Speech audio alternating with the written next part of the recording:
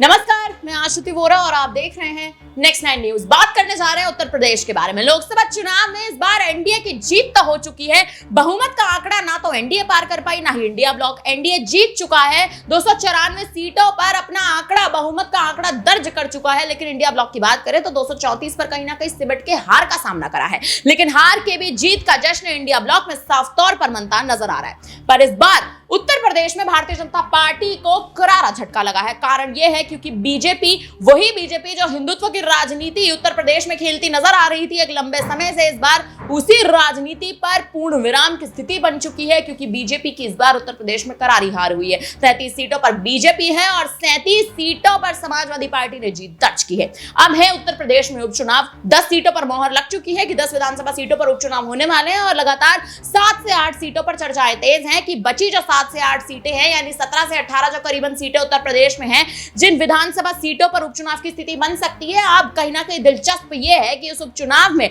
आखिर जो पार्टियां लोकसभा चुनाव में हारी हैं, वो कैसे अपनी रणनीति बनाकर उपचुनाव में सीटें हासिल कर पाएंगी। क्योंकि अगर इस बार उपचुनाव में विपक्षी गठबंधन जीत दर्ज करता है या बहुमत की सीटें लेकर आता है, तो उत्तर प्रदेश के 2027 के विधानसभा चुनाव की जो राह है वो कहीं ना कहीं आसान होती नजर आएगी। बात करेंगे स्वामी प्रसाद मौर्य और मायावती की, क्योंकि ये दो ही ऐसे नाम हैं जो लगातार चर्चा में बने हुए हैं। क्योंकि इस बार कुशीनगर की सीट से स्वामी प्रसाद मौर्य की करारी हार हुई थी लोकसभा चुनाव में। भले ही उन्हें चंद्रशेखर आजाद का कहीं ना कहीं समर्थन प्राप्त हुआ था, लेकिन वहीं दूसरी ओर मायावती हैं जो दलितों का मुख्य चेहरा भी कहलाती हैं। लेकिन दलितों के मसीहा का जो टैग है वो कहीं ना कहीं चंद्रशेखर आजाद खुले तौर पर ले जा चुके हैं। मायावती ने इस बार उत्तर प्रदेश में 80 की 80 सीटों पर अपने प्रत्याशी उतारे थे, लेकिन एक भी सीट पर जीत दर्ज नहीं कर पाई। अब लगातार कयास तेज है कि मौर्य जो है मायावती के साथ गठबंधन करते नजर आ सकते हैं। इसी मुद्दे पर चर्चा करेंगे। हमारे साथ हमारे दो सहयोगी मौजूद हैं। एक और मेरे साथ माही है, दूसरी ओर मेरे साथ शालिनी है।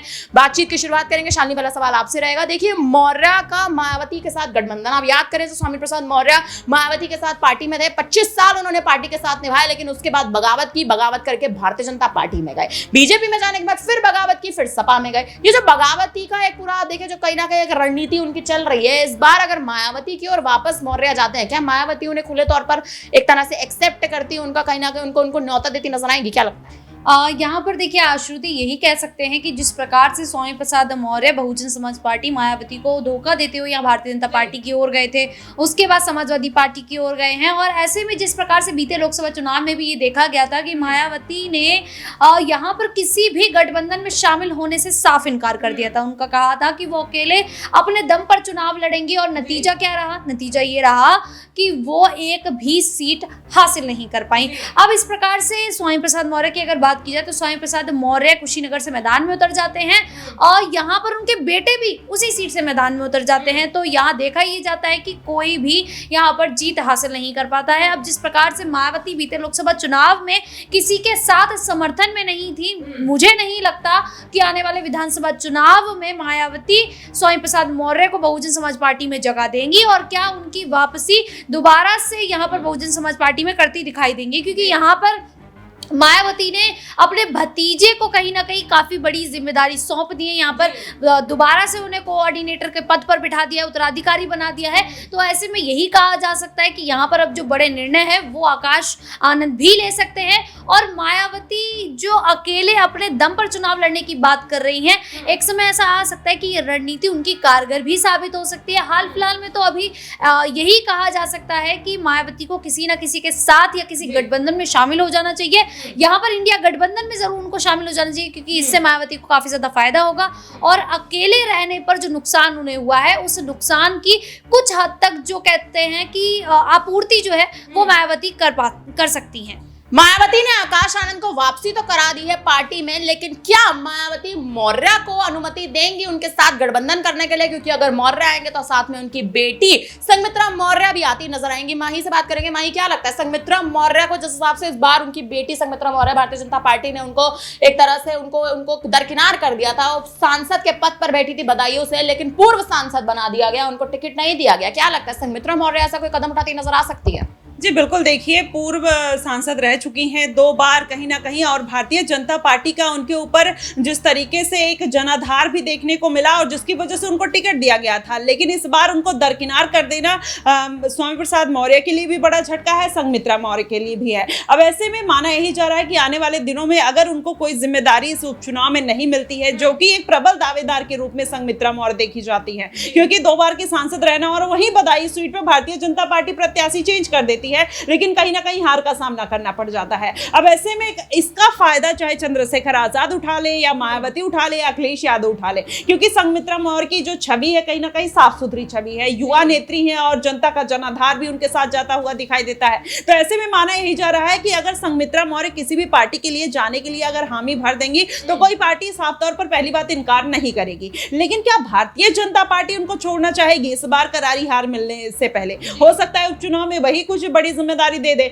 या फिर अगर ऐसा नहीं होता है तो स्वामी प्रसाद मौर्य कहीं ना कहीं भारतीय जनता पार्टी के साथ, आप भी जानती हैं कि उनके रिश्ते कितने बेहतर हैं, कहीं ना कहीं वो नहीं चाहेंगे कि संघमित्रा मौर्य उनके साथ रहे, क्योंकि जब भारतीय जनता पार्टी ने उनका टिकट काटा था वो स्टेज पर रोती हुई नजर आई थी। तब स्वामी प्रसाद मौर्य ने बोला था कि ये कायराना हरकत मेरी बेटी के नहीं हो सकते हैं, मैं ऐसे चीजों को कहीं ना कहीं इसकी अवहेलना करता हूं, इस तरीके से उन्होंने वो किया था। तो मुझे लगता है संघमित्रा मौर्य अगर भारतीय जनता पार्टी के द्वारा दरकिनार की जाती हैं तो स्वामी प्रसाद मौर्य का पूरा यही मन होगा कि वो या तो आजाद के साथ जाए या मायावती के साथ जाते हुए नजर आए, क्योंकि आपने जैसा बताया कि कहीं ना कहीं 25 सालों तक उन्होंने बीएसपी को सर्व किया है, तो मुझे लगता है कि आने वाले दिनों में अब जो उनका सॉफ्ट रुख भी है वो हमेशा से मायावती की तरफ ही रहा है। ऐसे में अगर संघमित्रा मौर्य भी चली जाती है, आकाश आनंद की भी एंट्री हो चुकी है, तो ऐसे में दोनों युवा चेहरे कहीं ना कहीं कुछ सीटें निकालने में कहीं ना कहीं मददगार हो सकते हैं, खासकर बदायूं सीट।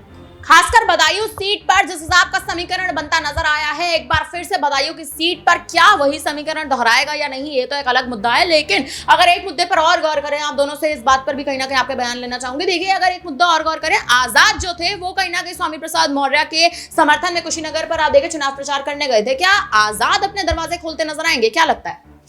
यहाँ पर आज़ाद बिल्कुल यही चाहेंगे, क्योंकि आज़ाद अभी अकेले हैं। या चंद्रशेखर आज़ाद की अगर बात हो रही है तो वो अकेले अपने आप में कहीं ना कहीं पूर्ण होने का एक, ये कह सकते हैं कि वो देते हैं, बयान देते हैं, वो कहते हैं कि यहाँ पर आज़ाद समाज पार्टी एक बार फिर से उभरती हुई यहाँ पर दिखाई देगी। नई पार्टी है, लेकिन जिस प्रकार से नगीना सीट से यहाँ पर चंद्रशेखर आज़ाद ने जीत हासिल की है, तो ऐसे में आने वाले जो विधानसभा चुनाव है इस पर चंद्रशेखर आज़ाद को अगर जीत हासिल करनी है तो केवल दलित समुदाय उन्हें जीत हासिल नहीं करा पाएगा। ऐसे में उन्हें किसी न किसी का साथ लेना पड़ेगा, और अगर स्वामी प्रसाद मौर्य का साथ लेते हैं तो काफी कुछ प्रभाव यहाँ पर पड़ता हुआ दिखाई दे सकता है। हालांकि ये भी देखा जा रहा था कि बीते लोकसभा चुनाव में चंद्रशेखर आजाद मायावती के साथ जुड़ना चाह रहे थे, बहुजन समाज पार्टी में जाना चाह रहे थे, लेकिन मायावती ने इतना कुछ यहाँ पर कह सकते हैं कि कोई निर्णय नहीं लिया, वो अकेली ही रही। अब यहाँ पर विधानसभा चुनाव अगर होने वाले हैं तो ऐसे में चंद्रशेखर आजाद को कोशिश यही करनी चाहिए कि वो समाजवादी पार्टी से जुड़े या फिर वो बहुजन समाज पार्टी से जुड़े, जिससे ये होगा कि जब गठबंधन बनेगा तो यहाँ पर जो दलित समुदाय, ये कहा जाता था कि मायावती के समर्थन में रहते हैं, मायावती को वोट करते हैं, वो अब चंद्रशेखर आजाद को वोट करें। ऐसे में अगर वो बहुजन समाज पार्टी के साथ मिल जाते हैं तो दलित समुदाय जो है वो बिल्कुल भी छिटकता हुआ नजर नहीं आएगा, और ऐसे में वो चंद्रशेखर आजाद को विधानसभा चुनाव में भी जीत हासिल कराता दिखाई दे सकता है। आजाद की क्या रणनीति रहेगी, क्या आजाद मौर्य के साथ आते नजर आएंगे या नहीं आएंगे, ये बहुत बड़ा मुद्दा, ये एक अहम मुद्दा कहीं ना कहीं खड़ा होता है। मैं आपसे आखिरी सवाल लेना चाहूंगी, कम शब्दों में आपसे उम्मीद है। देखिए, जिस हिसाब से कहीं ना कहीं स्वामी प्रसाद मौर्य के नाम पर कयास तो लगाया जा रहा है, मायावती के साथ आ सकते हैं, लेकिन मायावती क्या आपको लगता है उन्हें रुक देंगी? अगर नहीं रुक देती है आजाद के, तो आजाद तो उनके कहीं ना कहीं उनके पक्ष में रैली करने गए थे, आजाद ने खुला ऐलान भी करा था। इनका कहना है कि आजाद उनके पक्ष में कोई बयान नहीं देंगे, आजाद उनके साथ गठबंधन नहीं करेंगे, आपको क्या लगता है? जी बिल्कुल, देखिए इसमें मुझे ऐसा नहीं लगता कि आज़ाद उनको गठबंधन उनके साथ नहीं करेंगे या उनके साथ नहीं जाएंगे, लेकिन रही मायावती भी अब अपनी पार्टी को मजबूत करने के लिए चाहेंगी कि कोई ऐसा मजबूत दल है या फिर ऐसा कोई एक्सपीरियंस नेता जो आए जो उनकी पार्टी को एक मजबूती प्रदान कर सके, क्योंकि अब उनको एक पार्टी में मार्गदर्शक की भी जरूरत है। वैसे में आकाश आनंद युवा चेहरे 28 साल के हैं, वैसे में आपने देखा कि एक विवादित बयान की वजह से कहीं ना कहीं उनको अपने पद से हाथ धोना पड़ जाता है। तो ऐसे में स्वामी प्रसाद मौर्य या या संघमित्रा मौर्य दोनों अगर आते हैं तो जाहिर तौर पर मायावती मुझे नहीं लगता कि उनको लेने में किसी तरीके का गुरेज करेंगी। अब ऐसे में चंद्रशेखर आजाद जिस तरीके से पासा फेंक रहे हैं, अब वो किसके ऊपर क्या पासा फिट पड़ जाता है। और देखिए ये राजनीति है जिसके ऊपर कहीं ना कहीं